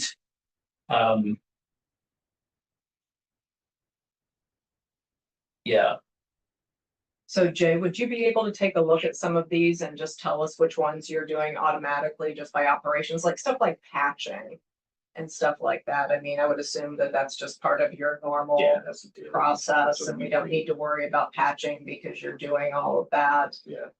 Are there any that we feel we want to continue to monitor? Like it's in some of these things, I don't. I'm not sure how it was being done prior to my time in town. But a lot of these things I'm looking at, it's like my weekly, daily, Yeah. monthly tasks, and I'm looking at it like, why do they have it on here for? Because you're obviously not checking these on a daily, monthly, Yeah. weekly, whatever it is basis. Again, if it's something you want to have on here, fine, I can, we can kind of go over it and stuff, but yeah, these are my tasks. Keep in mind, one of the goals here is not. Yes, it's to work strategically with Jay, but it's also to push towards proper services as opposed to committees going out, getting their own system Mhm. that's not patched, not behind SSL, Yeah. no two-factor authentication, Yeah. or hosted in somebody's closet with no Yeah. access control. And so it's to say, look, if we're going to do this properly, we should do it through the IT department, Yeah. through the standardized Yeah. website. Yeah. And so by holding these metrics, if we were to go to the library website and say, okay, how many of your critical, how many vulnerabilities does your website currently have? And when was it last patched? And if their answer is, what's the vulnerability? We can say, well, maybe we should consider, let's just look around at the next Civic Plus, maybe it has a new, hypothetically, they have a new library module. I don't know, maybe they don't, but if they did, maybe we should consider it and start using, IT services, because deploying and running your own technology is not as trivial as it needs. This is the reason why we have professionals like Jay, and we need to get everybody on board. So it's not just about the central, it's sort of the say. Yeah, and that's Yeah. where I'm thinking, like, when I'm looking at this, I'm thinking of like this more like looking at what I'm doing. Yeah. But as a bigger picture, absolutely, like, Yeah. what is the library doing? What is Yeah. recreation doing? What is senior center doing when they have that website without an HTTPS It's website in place, gives everyone, including Jay and the select board, more, I use the word ammunition, but more justification to say, be able to say, look, we shouldn't just be doing. Which ad hoc. says then we have to go back to the inventory of services and say, where are they now? Because it's like, I think about the DPW. And they created their new app for tracking calls or whatever, which, what's the name of the guy down there? Bill. Built himself. Yep. So. You build an app for tracking calls? Yes. There's an For, app he has when he for- gets, I think when they get a call, he builds an app that now he can put the calls in, the pink slips. I thought he was using it, he should be. But yeah, he built it on, like it's Like an not access GIS, database, it's like like an access database or something like that. A Excel app? Yeah, right. Yeah, it's Or it's internal only, and it's on maybe a tool they're using already that he's extended. Yeah, because he's Like, I using haven't done it, I he's know. using a ticketing system. Yes. The GIS stuff I was telling you about. And it Take could certain be, yes, a modules, version of that. and in there's all the tickets for all the jobs that they do. Now I'm gonna have to go question him. He's gonna be like. But he did something, right? Because I know when I was talking to him, we brought up the fact that he had the pink slips. Yeah. And had nowhere to put them originally. Yeah, And yeah, therefore, yeah. when someone would call back, he was going through his notebook to see what happened and all of that. So now he has done something online. Yeah. But I guess right now, no one's. So I this is assume, where the checking NPC, this is where, with this the is the purpose of the departments. NPC. Yeah, Say, because if we had a instead of short going list out and of doing your own 5. thing, IT via Best Buy. Yeah. Which I'm sure, I don't know if it happens anymore, but it used to be, departments would go out to Best Buy, buy something. Yeah, I've got an access point now, why not? Yeah. yeah. But then I think it would be good if we had a short list of maybe it's 5 metrics for this, but then when we sit with people in this example, I can say, so what is this? I would Whereas like to expand on your inventory thing. If there is an inventory list of all the technology assets that we have, whatever format, software through to websites to whatever. Should we get like a review session done in our next meeting or the ones after, like keep it on our agenda itself, that once we act on it, we will come back to it, and because I think it is looking very important from this now. So this is the reason why we have divide and conquer. Yeah, It should- yeah. It's not just go through Jay, No. who's probably the most knowledgeable person in town, but we should be reaching out to the individual departments in our roles and working on identifying what technology they're using, because in some cases, they're adopting technology that Jay's not aware of. Yeah, so that's where if you can we get a copy of the master list, because then at least if we have the conversation, we can see is it on the master list or is it not? right? Because then we can catch the deltas. And for security and privacy reasons, we probably should, we collect it and feed it to Jay, so Jay does reconciliation, Yeah. so. Yeah, Because we cannot make that list, I mean, we go executive session, Yeah. we Yeah. can't, Jay can't disclose that to us Yeah. publicly. Yeah. That was my first thought. I was like, ah. So it'd be better if like we take the inventory and say, okay, here's the things we know about in this department, Jay.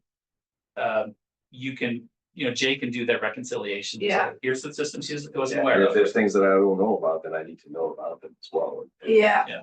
They should, either they should be on the list if they're being used properly, or they need to be gone and they need to find something better. Share with us what he knows, because I'm We sure. we if can I do an sit down, executive session. Yeah, and I you think could- that would be worthwhile, because otherwise you go and it's what people remember on the day you talk to them.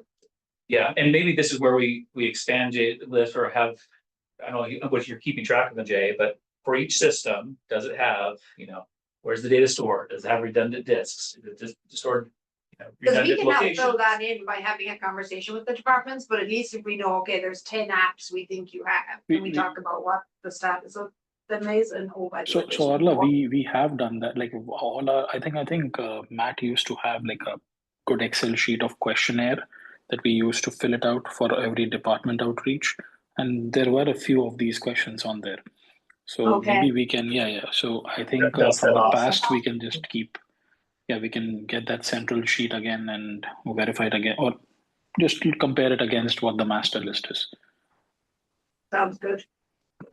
So going back to the strategy for a moment, I mean, it feels like the metrics are quite heavy in terms of being very, very detailed. Do we want to try to do like, I don't know, for the top 4 key metrics and define, one or two around those and try to move away from the more detailed? Granular, too granular, we Yeah. say. Yes. Yeah, or there's like just an expectation that some of these metrics are things that the application owners are tracking. And then I think we have to decide, is that something we want to trust but verify once a year or not? And then I think, Angela, to your point, what's the one we care about because we're trying to change a behavior or an outcome? I think the citizen experience and engagement. Yeah. Is really like the one that we should focus on.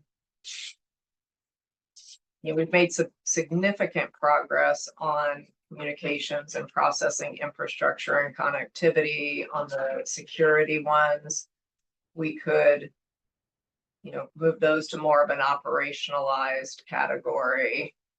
And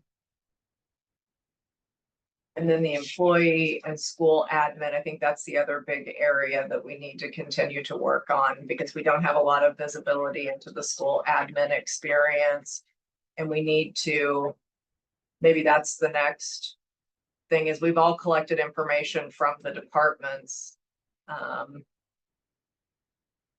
it's not reflected anywhere in the strategy. I don't know if it's too detailed to have in the strategy, or maybe it's a supporting document, but a better way of documenting what we've learned from the department so that we have it as a quick, easy reference. Yeah. Okay.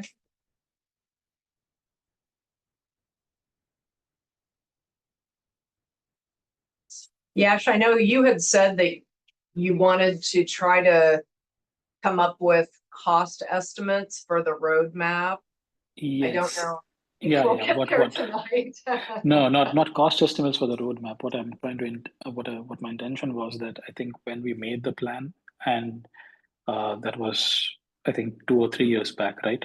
The Yeah. agenda, yeah. So from there, we chalked out a 5-year maybe strategy of like certain things, maybe cloud or something adoption.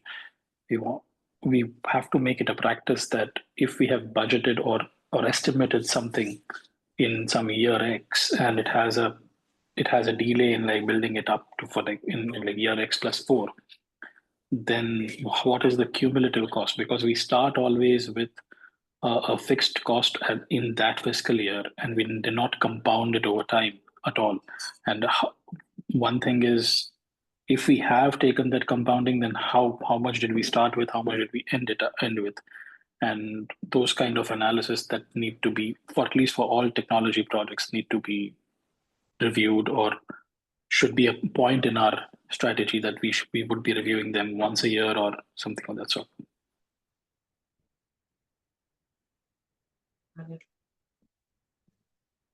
Because I think with the cloud thing, we realized that we created like a multi-year plan, and we executed a good thing on year one, and then by the year two, the cost had increased and so on and so forth. So the original budget goes for a toss. I think this is good. I think it demonstrates all the progress that we've made. Obviously, all the work that you've done, Jay. Oh, to yeah, make that absolutely. Progress. But we can take another stab based on these discussions with doing a revision, and then circulate it again for people to comment on. And once we do another major revision, since it has been so long since we published it to the department heads, it would probably be a good idea to get it back out to everybody again. And then once we feel comfortable with it, we can solicit any input from departments or select board or others. I would assume that this now is like a starting point for the next 5 years, Yes. correct? Yes. Yeah. And where we're gonna go from here. Right. And that's kind of, we're talking about AI, we're talking about different things, but for me, that's kind of where I would be leaning on a lot of you that are in the private sector to guide me in what's going on out there. I really miss it out there. I miss being able to say, hey, here's a ton of money and go get something for us and doing something. You're in a big. different private sector to me. Yeah. Well, back then, that's it was a lot like, of money. you know, we would walk into the CFO's office and come up with an idea, and he was like, all right, how much is it gonna cost? We'd be like, X, we'd be like, all right, go. All right, let's go. And So, then hey, you I check, miss some of that. and then you check the year. It's 1998. That's Yeah, exactly. And now it's like, everyone's gonna, talk to everyone just to get that approval.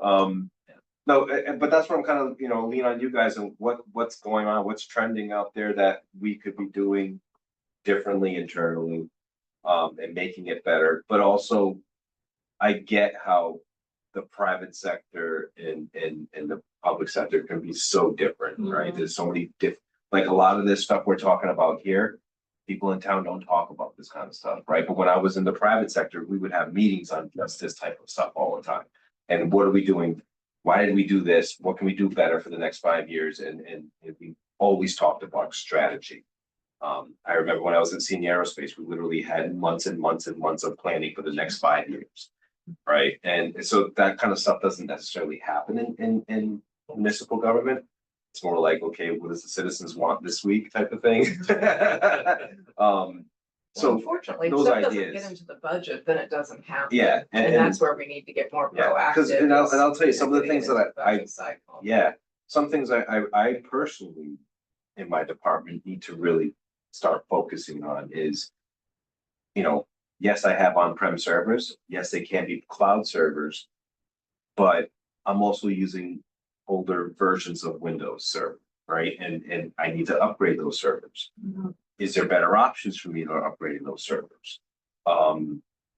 I also need to look into better ways of email filtering.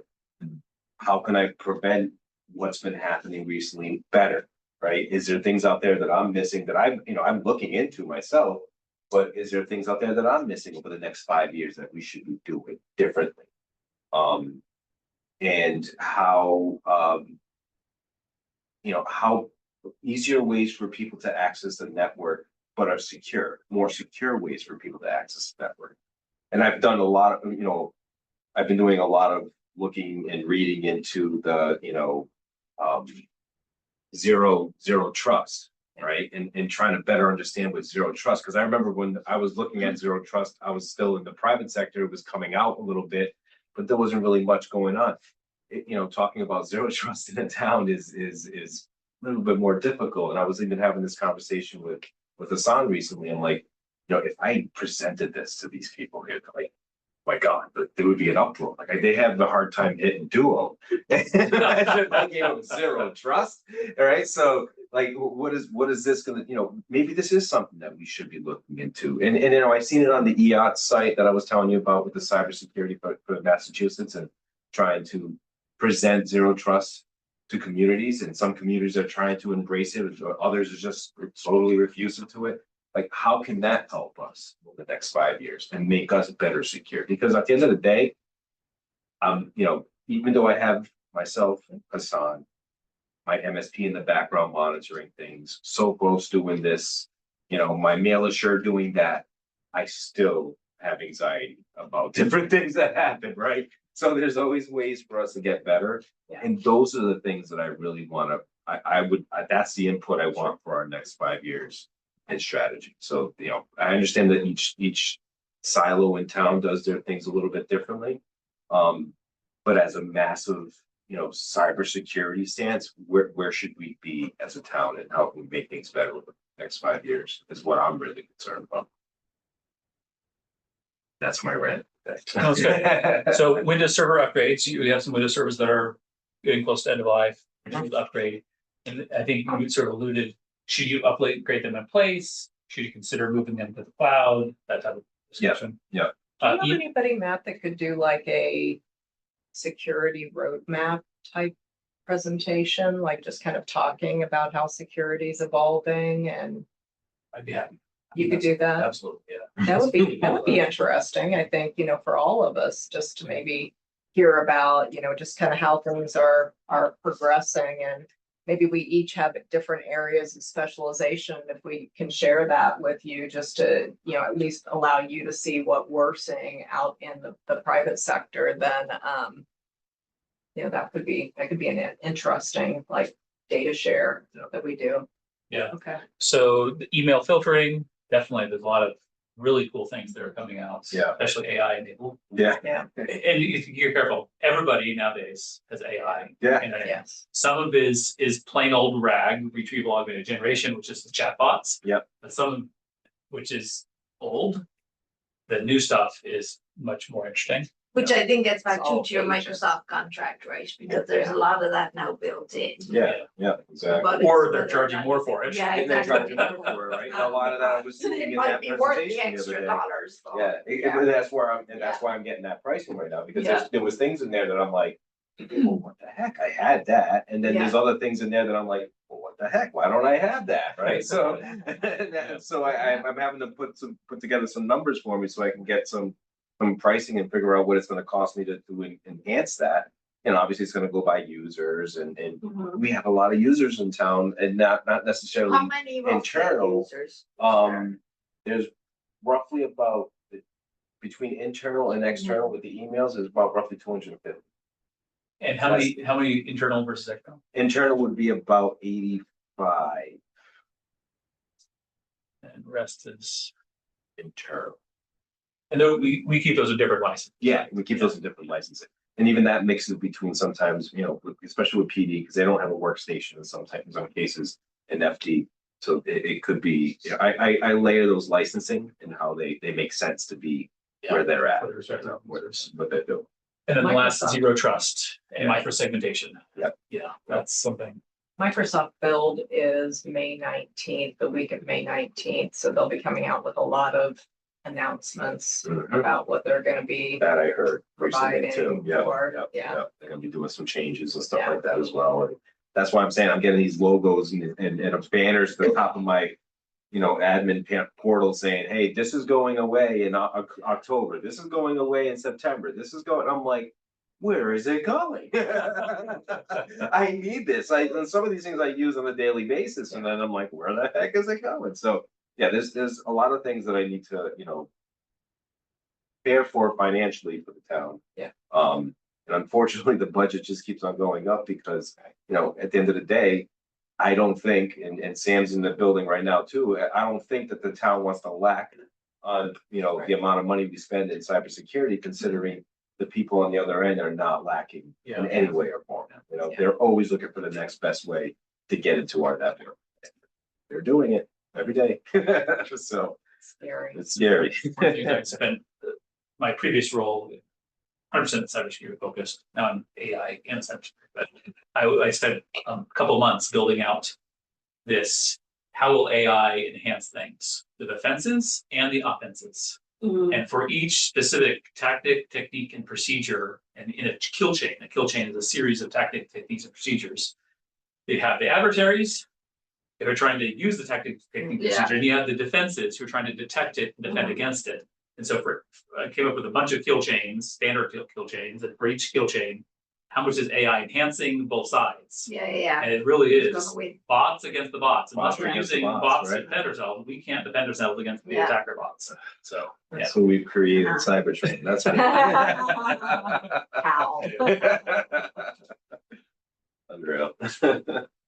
So how do you want to get to the final list of metrics? Do we each come up with our top 2 per section? Yeah, that's a good idea. Why don't you send me your top 2 and then I can consolidate them all together. On the cost saving through consolidations and efficiency, I noticed there isn't anything about automation in those metrics. Yeah, no. Like, should we have That would be a good, one we should add? Yeah. But then I guess it gets back to then how much we can, because we then need to get the departments to buy into these metrics. So if we say increase automation by X or whatever we decide to measure is. The departments need to. it will be, I mean, this is going to sort of both an educational, I'm not going to use the word selling, I think it's more Yeah. education.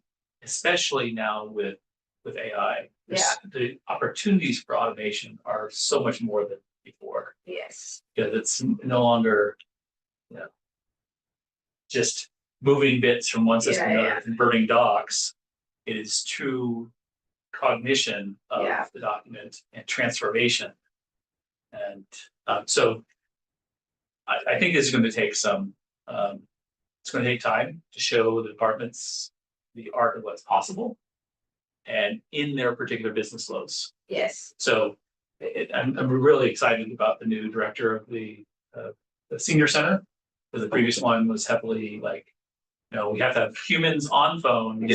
Yeah. No web access because that would disadvantage. Well, with AI, you can have both. You can have phone AI agents that people want to call in at the same time as people use the web. It's not an either or. But even, just kind of throwing in the saying this, but even with the senior center, when it comes to technology, it doesn't just mean that for them. It means like, when I was at North Hill, they had the people using the Wii for like the movements, like to actually stay in motion, like doing movements and playing bowling on the Wii and playing different video games so they could stay in motion. Right. And the whole important thing with seniors is to stay in motion, right? To always do something. And they were very big on that at North Hill, like trying to keep people. And I would always say that to You Pam. proposed it? And I proposed it to Pam numerous times. I should, no one's gonna do it. And Peg's like, I'm interested. That's Let's do something that's like that, fantastic. right? So like, we can set up a Wii station or set up something in the room so they can stay, mobile and stuff like that. So it's good to see that she's definitely engaged in doing stuff like that right now. So, especially at North Hill, I'm telling you, they had like different rooms for different setups for technology just so people can be engaged with doing things. They would have literally a Wii bowling competition every I month. remember the. Yeah. And it's still fun even today, right? So it's like, but it keeps them active, it keeps them mobile. So there's a lot of stuff like that she could start presenting. And like I've told Pam in the past, and I've now told Peg, the next generation of seniors coming into the senior center are going to be looking for a PlayStation, right? So think about it, right? Like, where's the PlayStation? So and that's where they need to start stepping up and getting into what's going on today for seniors. So I'm very happy. I'm very excited to work with her on some of that stuff. that's awesome. Yeah. I mean, we're out of time, but the opportunities when you say that. I mean, there's golf simulators that are like real golf centers. Exactly. That, They built a whole golf simulator at North Hill. Just again, did they? they built the whole golf simulator at North Hill for that. just to keep them engaged. It keeps them going. That's I awesome. know at the time when I was leaving, they were talking about building a putting green for them over there, but that's, they're pretty high Is maintenance. that going to be only No, limited to the senior center? Yes. Yeah, senior center, right? I'll be over there all the time. Yeah, I can improve my game. Yeah. Ditto. All right, well, thank you everyone for all of the feedback, and please send the top 2 metric recommendations for each category, and then we'll consolidate all of that. We'll go from there. Thank you for prepping. Yeah, Yeah, thanks, Yeah. Angela. If possible, if you have the soft copies, could you just send an email? yes, I will send them an email to you. so Thank that you, have a thank copy you. of it. Thank you. Okay, just before we finalize let's pull up our schedule. Well, before we do that, just briefly update for the surveys. I did a survey for the town meeting improvement, and I shared the results with the moderator, some various ideas. I didn't get any response back from the moderator, but I think it might be something I'll share again with the moderator as well as the select board. Yeah, send it to us, please. Where did the survey go out? Was it at the meeting? It was at the meeting Okay. as Was there well. good participation? Yes, well, a little bit of participation, but there's also is prior to the meeting through my Southborough and Okay. Facebook group. Got it. And there was quite a bit of participation beforehand. And then I did one immediately prior, and I Yeah. sent it to the moderator prior to the meeting. And then I also sent a follow-up one after one. So now that the town meeting's on fresh on everybody's mind, Yeah, you just experienced it. What are the 1 or 2 things you would have improved? okay. And so we have results from that. And that's good. And then 2025 satisfaction survey, I'll share with everybody the previous one that you can reach out to respective departments so we can get any updates. If we want to do updates to that before we send it out. But I would like to get that out in within the next month or so and start. All right, let's pull up our calendars if we could for our next meeting. This is May. What do people's schedule look like? Is this considered our May meeting? So we're looking at June.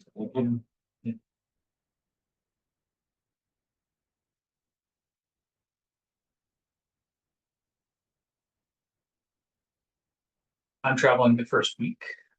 May the 1st, the 2nd. Yes, it depends on the day. Do you have a target day that you're looking at? What do traditionally done Tuesday evenings are going So to like the 10th? be like 10th? Yeah. 9th to 10th, both fine. Does that work for you? Okay. What all right. time? Thinking back at 6 to 7:30 and remote.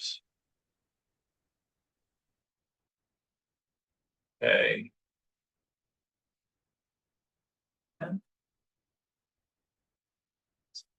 So.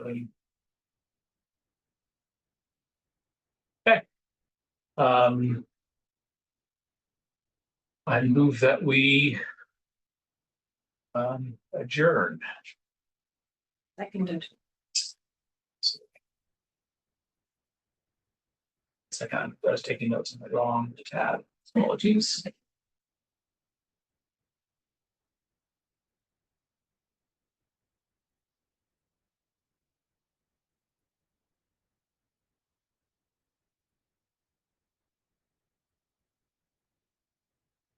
So I'll just take notes on here and I'll transfer it. Okay, Orla seconded. Okay, go around the room. Gash, Aye. Angela. Aye. Orla, Aye. and likewise aye. Thank you everyone for your time. Thank you. Appreciate this. Thank you.